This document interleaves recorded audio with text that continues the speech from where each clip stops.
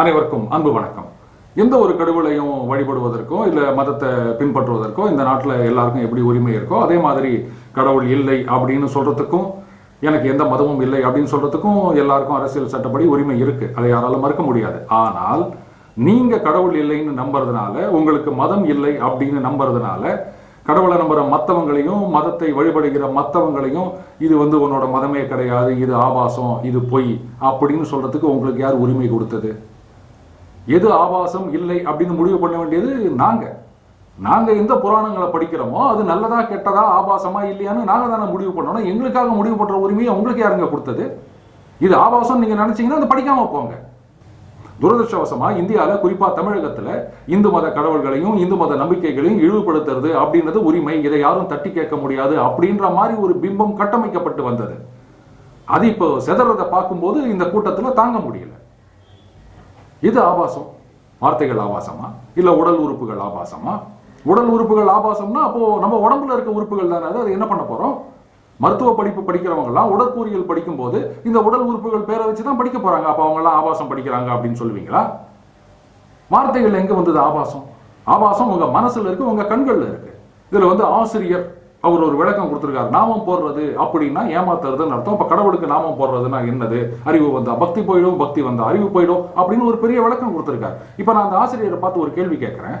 தமிழகத்துல நம்ம இந்த அசால்ட் அப்படின்ற வார்த்தையை எந்த அர்த்தத்துல உபயோகப்படுத்திட்டு இருக்கோம்? என்ன அசால்ட்டா இருக்கான் பாரு அப்படின்னா சும்மா இருக்கான், ஒண்ணு கண்டுக்காம இருக்கான் அப்படின்ற அர்த்தத்துல தான் நம்ம உபயோகப்படுத்துறோம். ஆனா அசால்ட் அப்படின்ற ஆங்கில வார்த்தைக்கு அர்த்தம் தாக்குதல்னு அர்த்தம். யூத் அசால்டட் அப்படின்னு செய்தி பத்திரிகையில வந்ததுன்னா என்னது, இளைஞன் சும்மா இருக்கான், இதை போய் செய்தியா போடுறீங்களா அப்படின்னு அந்த ஆசிரியர் கேள்வி கேட்பாரா? ஒரு ஸ்மால் ஆப்ளிகேஷன் ஒரு 100 ரூபா இருக்குமா அப்படின்னு கேட்டா என்ன அர்த்தம்? இஷ்டம் இருந்தா கொடுங்க, இல்லாட்டா விடுங்க. இதுதானே இந்த அர்த்தத்துல தான் நம்ம உபயோகப்படுத்திட்டு இருக்கோம். ஆனா ஆப்ளிகேஷன் அப்படின்ற வார்த்தைக்கு அர்த்தமே வேற, தவறான நேர் எதிரான அர்த்தத்துல நம்ம உபயோகப்படுத்திட்டு இருக்கோம்.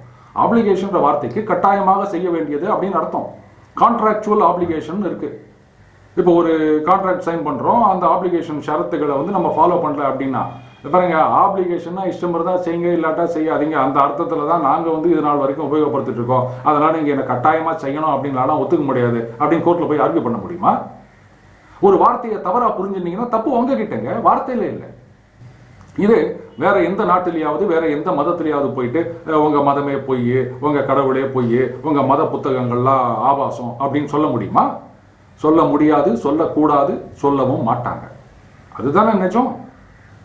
தமிழர்கள் இந்துக்கள் இல்லை அப்படின்னு இப்போ ஒரு பிரச்சாரம் கட்டவிழ்த்து விடப்பட்டுள்ளது. பாருங்க, நீங்க இந்து இல்லைன்னு முடிவு பண்ணீங்கன்னா அது உங்க சுதந்திரம். ஆயிரம் வருஷங்களா நம்ம முன்னோர்கள் கடைபிடித்து வந்த நம்பிக்கைகள், வழிபாட்டு முறைகள் அதெல்லாம் பொய்யா? ஆயிரம் வருஷமா இத்தனை மன்னர்கள் கட்டி வச்ச கோவில் அதெல்லாம் பொய்யா? அப்போ இத்தனை 1000 வருஷமா இந்த மண்ணுல வாழ்ந்து வந்த நம்ம மூதாதையர்களுக்கெல்லாம் தெரியாத அப்படிப்பட்ட ஒரு விஷயம் இந்த ஒரு 4-5 பேர் சேர்ந்த கூட்டத்துக்கு எப்படி தெரிஞ்சது? அந்த அளவுக்கு நீங்க அறிவாளிகளா? இந்து மதம் அப்படின்றது இந்த நாட்டுடைய மக்களின் வழிமுறையா தான் தொன்று தொட்டு இருந்து வந்தது. பிற மதங்கள் வந்த பிறகுதான் இதுக்கு பேர் கொடுக்க வேண்டிய அவசியமே இருந்தது. இது மக்களுடைய வாழ்க்கை முறை, அவ்வளவுதான். இதுதான் தலைவர், இதைத்தான் ஸ்தாபித்தவர் அப்படின்னு இந்து மதத்தை யாராலையும் சொல்ல முடியாது. அதுதான் இந்த மதத்துடைய சிறப்பம்சம். நம்ம தமிழர்களுடைய கலாச்சாரம், பண்பாடு, பாரம்பரியம், மொழி, இலக்கியம் எல்லாமே மதத்தை ஒட்டி தான் இருந்திருக்கு. இது இந்த நாட்டுல மட்டும் இல்லைங்க, எந்த நாட்டை எடுத்தாலும் கலாச்சாரம், பண்பாடு அப்படின்றது பெரும்பாலும் மதத்தை ஒட்டி, கடவுள் வழிபாட்டு முறைகளை ஒட்டி தான் உருவாகி வளர்ந்து வந்திருக்கு. இந்த மத நம்பிக்கைகள், அதை ஒட்டிய கலாச்சாரம் அப்படின்றத கம்யூனிஸ்ட் நாடுகள்லயே தடுக்க முடியல. ஏதோ ரஷ்யாலையும் சீனாவிலையும் நம்ம பார்க்கலையா? அப்போ தமிழர்களுக்கு மதமே இல்லை அப்படின்னா அப்ப நம்ம கலாச்சாரம் தான் என்ன? இப்போ இந்த மாதிரியான ஆபாசம் அப்படின்னு சொல்றது, இழிவுபடுத்துறது இதெல்லாம் ஏதோ இந்து மதத்தை மட்டும் குறி வச்சு நடக்கிற தாக்குதல் இல்லை. இதுக்கு பின்னாடி தமிழர்களுடைய பாரம்பரியம், கலாச்சாரம், பண்பாடு, மொழி, இலக்கிய வளம் எல்லாத்தையும் சிதைக்கணும் அப்படின்ற ஒரு பெரிய சதி இருக்கும்னு சந்தேகமா இருக்கு. திருக்குறள், ஐந்தவித்தான் ஆற்றல் அகல் விசும்புளார் கோமான் இந்திரனே சாலும் கரி. இந்திரனை பத்தி பாடுகின்ற குறள். அப்போ குறளுக்கும் தமிழுக்கும் சம்பந்தம் இல்லைன்னு ஒதுக்கிடுவீங்களா? ஔவையார் சிவனை பத்தி பாடியிருக்கார், பிள்ளையாரை பத்தி பாடியிருக்கார். அப்ப ஔவையார் பாடின பாடல்கள் எல்லாம் ஒதுக்கிடுவீங்களா?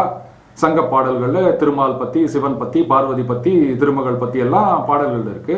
அப்போ சங்க பாடல்கள் எல்லாம் நீங்க தமிழருக்கு சம்பந்தம் இல்லைன்னு ஒதுக்கிடுவீங்களா? நம்ம பண்டிகைகள் எல்லாமே வந்து நம்மளுடைய கடவுள் நம்பிக்கையை ஒட்டி தான் இருக்கு. அப்போ அந்த பண்டிகைகள் எல்லாம் ஒதுக்கிடுவீங்களா? அப்போ இலக்கிய வளம், கலாச்சாரம், பண்பாடு, பாரம்பரியம் எல்லாத்தையும் ஒதுக்கியாச்சுன்னா தமிழனுக்குள்ள ஐடென்டிட்டி என்ன? பழனிமலை முருகன் வந்து சிவனோட கோச்சுக்கிட்டு ஆண்டி கோலத்துல இங்க நின்றாருன்னு நமக்கு எல்லாம் தெரியும். அப்ப பழனிமலையை தள்ளி வச்சுக்கலாமா? பார்வதி கிட்ட வேல் வாங்கி சூரபத்மனை சம்ஹாரம் பண்ணாரு, அதுதான் சூரசம்ஹாரம் அப்படின்றது திருச்செந்தூர்ல நடக்கிறது நமக்கு தெரியும். அப்ப பார்வதி வந்து நீங்க வந்து தமிழ் கடவுள் இல்லை, ஆரிய கடவுள் அப்படின்னு சொல்லிட்டீங்கன்னா அப்போ சூரசம்ஹாரத்தை விட்டு ஒழிச்சிடலாமா? மதுரையில சங்கம் வைத்து தமிழ் வளர்த்த காலத்துல சிவபெருமான் நடத்திய திருவிளையாடல்கள்லாம் கற்பனையா? தருமிக்கு பொற்கிழி கொடுக்க நடந்தது, பிட்டுக்கு மண் சுமந்தது, நரியை பரியாக்கியது. அப்போ இதெல்லாம் நடக்கவே இல்லைன்றீங்களா? இப்ப அந்த மதுரை வந்து வேற எங்கேயோ இருந்த மதுரை இந்த மதுரை இல்லைன்னு சொல்ல போறீங்களா? இந்த விஷயம் இவ்வளவு ஒரு பெரிய பிரச்சனையா இத்தனை நாள் நடந்துட்டு இருக்கு. ஆனா எந்த ஒரு பெரிய அரசியல் கட்சியும் இதை எதிர்த்து வாயே திறக்கல. ஆனா சமீபத்துல பெரியார் சிலையில காவிச்சாயம் பூசினாங்க, அவமரியாதை பண்ணாங்க அப்படின்னு தெரிஞ்ச உடனே அத்தனை அரசியல் கட்சிகளும் கண்டன குரல் எழுப்பியிருக்காங்க. நான் இதை தப்புன்னு சொல்லல. ஏன்னா கருத்தை கருத்தால தான் எதிர்கொள்ளணுமே தவிர மற்றவங்களை மாதிரியே நாமும் ஆபாசமா பேசுறது, அவதூறு பேசுறது, இந்த மாதிரி சிலைகளை அவமரியாதை செய்வது அப்படின்ற விஷயம்லாம் தப்பு அப்படின்றதுல நமக்கு அசைக்க முடியாத நம்பிக்கை இருக்கு. ஆனால் பெரியார் விஷயத்துல உடனுக்குடன் கண்டன குரல் கொடுத்த இந்த அரசியல் கட்சிகள்லாம் நாங்க நம்புற கடவுளை இந்த அளவுக்கு இழிவுபடுத்தியிருக்காங்க அப்படின்னும் போது இத்தனை நாள் ஏன் சும்மா இருந்தீங்க? இன்னைக்கு பெரியாரை பத்தின கண்டன குரல் கொடுக்கும் போது அப்படியே கூட ஒரு இடைச்செருகள் மாதிரி இந்த கந்த சஷ்டி கவசத்தை பத்தியும் சேர்த்துக்கிறாங்க. ஏன் இத்தனை நாளா எங்க போயிருந்தீங்க? நீங்க தமிழகத்துல என்ன நடக்கிறதுனே தெரியாம தான் இருந்தீங்களா இந்த அரசியல் கட்சிகள்லாம்? இப்போ சமீபத்துல வந்து யாரோ ஒருத்தர் வந்து பிற மதங்களை பத்தி ஏதோ அவதூறா பேசினாரு அப்படின்றதுக்காக அவரை காவல்துறை கைது செஞ்சிருக்காங்க. பாராட்டுறேன், வரவேற்கிறேன். ஏன்னா மறுபடியும் அதை தான் சொல்றோம். எந்த மதமாக இருந்தாலும், யாராக இருந்தாலும், சொந்த மதமாக இருந்தாலும் இழிவுபடுத்துவது, அவதூறு பேசுவது தவறு அப்படின்றது தான் நம்முடைய கருத்து. ஆனால் பிற மதங்களை இழிவுபடுத்தினார் அப்படின்னு உடனடியா சுறுசுறுப்பா செயல்பட்டு அரெஸ்ட் பண்ண காவல்துறை அப்ப இந்து மதத்தை பத்தி இவ்வளவு அவதூறு பேசியிருக்காங்க அப்படின்னு சொல்லும் போது இத்தனை நாள் சும்மா இருந்ததுக்கு காரணம் என்ன? இதுதான் மதச்சார்பற்ற அரசா? இந்த மருந்து கிளினிக்கல் ட்ரையல்ல ஒரு வழிமுறை இருக்குங்க. எப்படின்னா ஒரு மாத்திரை கண்டுபிடிக்கிறாங்க அப்படின்னா அது எஃபெக்டிவா இருக்கா இல்லையா அப்படின்னு தீர்மானம் பண்றதுக்கு கண்ட்ரோல் குரூப்னு சொல்லுவாங்க. ஒரு சின்ன உதாரணம் சொல்றேன். ஒரு 100 பேர் எடுத்துட்டு 50 பேருக்கு வந்து ஒரிஜினல் மாத்திரையை கொடுப்பாங்க, மீதி 50 பேர்னு வச்சுக்கோங்களேன். அவங்களுக்கு வந்து வெறும் மாவு கட்டி மாதிரி எதையோ கொடுப்பாங்க. இந்த மாத்திரை எஃபெக்டிவா இருக்கா இல்லையா அப்படின்றத எப்படி தீர்மானிக்கிறது அப்படின்னா, இந்த மாத்திரை சாப்பிட்ட 50 பேர்ல எத்தனை பேர் குணமாறாங்க, மாவு கட்டி சாப்பிட்டதுல எத்தனை பேர் குணமாறாங்க. இப்போ இந்த மாத்திரை சாப்பிட்ட 50 பேர்ல 30 பேர் குணமாறாங்க, வெறும் மாவு கட்டி சாப்பிட்ட 50 பேர்ல 20 பேர் குணமாறாங்க அப்படின்னா அப்ப மாத்திரை எஃபெக்டிவா இருக்கு அப்படின்ற முடிவுக்கு வருவாங்க. ஒருவேளை மாத்திரை சாப்பிட்ட 50 பேர்ல 20 பேர் மட்டுமே குணமாகி, மாவு கட்டி சாப்பிட்ட 50 பேர்ல 25 பேர் குணமாகி இருந்தால் அப்ப அந்த மாத்திரை எஃபெக்டிவ் இல்லை அப்படின்னு முடிவு பண்ணுவாங்க. இது பல நேரங்கள்ல நடக்கும். இப்ப என்னோட கேள்வி என்ன அப்படின்னா, மாவு கட்டி சாப்பிட்டவங்களும் குணமாகறாங்கல்ல, அவங்க எத்தனை பேரா ஒன்னா இருக்கட்டும், அதுக்கு காரணம் என்ன? சில சமயங்கள்ல மருந்து சாப்பிட்டவங்களோட மாவு கட்டி சாப்பிட்டவங்க அதிகமா குணமாயிருப்பாங்க. அப்ப அந்த மாவு கட்டி தான் சிறந்த மாத்திரைன்னு முடிவு பண்ணிடுவீங்களா? எல்லாமே நம்பிக்கை. மதம் அப்படின்றது நம்பிக்கை, கடவுள்ன்றது நம்பிக்கை. அது என்னோட நம்பிக்கை, இவரோட நம்பிக்கை, அவரோட நம்பிக்கை. இதை வந்து தப்புன்னு சொல்றதுக்கு உங்களுக்கு யாருங்க அதிகாரம் கொடுத்தது?